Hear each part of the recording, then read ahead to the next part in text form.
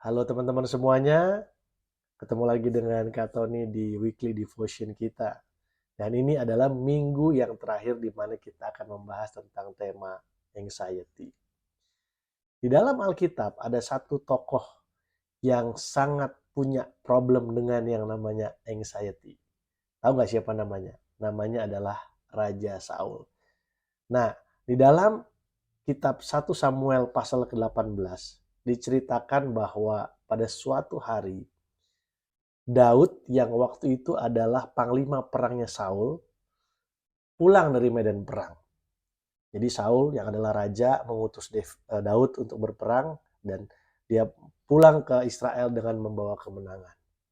Tapi kemudian orang-orang Israel yang pada saat itu ada dalam euforia kemenangan, mereka bersorak seperti ini. Saul mengalahkan beribu-ribu musuh tetapi Daud mengalahkan berlaksa-laksa. Berlaksa-laksa itu artinya puluhan ribu. Kemudian Saul berpikir, loh kok aku rajanya cuma dihitung mengalahkan musuh ribuan, tetapi Daud mengalahkan musuh puluhan ribu. Dan Alkitab mengatakan di dalam 1 Samuel 18 ayat 9 bahwa sejak hari itu maka Saul selalu mendengki Daud. Dalam bahasa Inggrisnya Saul menjadi orang yang iri hati, menjadi orang yang jealous dan juga menjadi orang yang curiga kepada Daud. Dan sejak bagian firman Tuhan itu diceritakan, hidup Saul menjadi semakin turun dan pada akhirnya dia ditolak oleh Tuhan, dia tidak lagi menjadi raja dan Daud yang menggantikannya. Kenapa? Karena hidupnya full of anxiety. Dari bagian cerita firman Tuhan ini kita belajar bahwa salah satu akar yang utama dari hidup yang dipenuhi dengan anxiety adalah iri hati, kecemburuan, jealous, nggak bisa lihat orang lebih baik dari kita. Dan bahaya banget teman-teman kalau kita punya sikap seperti ini, karena seperti dalam kehidupan Saul, bukan hanya pikirannya yang terganggu, tetapi seluruh kehidupannya pada akhirnya terganggu dan dia kehilangan visi Tuhan, panggilan Tuhan dalam kehidupannya. Salah satu akar anxiety adalah rasa iri hati dan cemburu. Makanya kalau kita nggak mau hidup kita penuh dengan anxiety, harus belajar 3 hal. Yang pertama, jangan terlalu kepo sama hidup orang lain. Saya selalu punya pemikiran bahwa nggak tahu itu kadang-kadang baik. Di dalam ketidaktahuan ada ketenangan.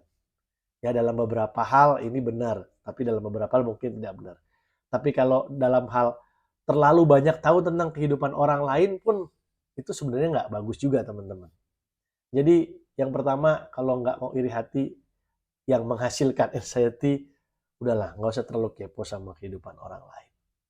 Yang kedua, berhenti membandingkan diri kita dengan orang lain. Nggak usah membanding-bandingkan. Ojo dibanding-bandingke.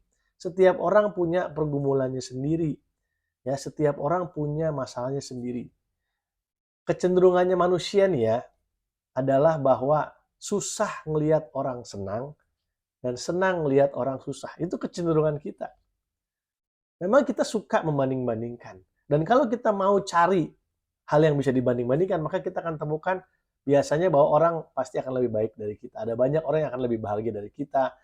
Ada orang yang akan lebih lebih kaya dari kita. Di atas langit pasti ada langit lah, kira-kira begitu.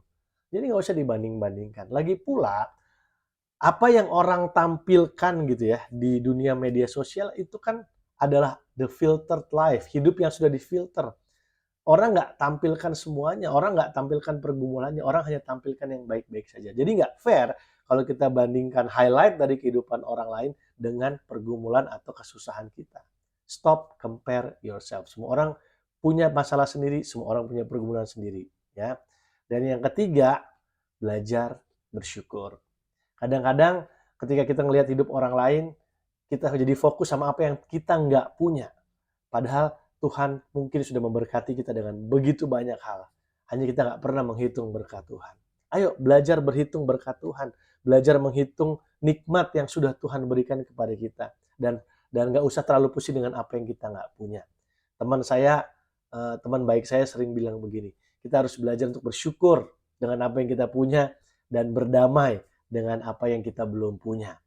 Stop kepo, berhenti bandingin diri kamu sama orang lain, dan yang ketiga belajar bersyukur. Dengan demikian saya percaya your level of anxiety akan menurun, ya, karena kita tidak jadi orang yang iri hati dan kita tidak terbunuh oleh keiri hatian kita.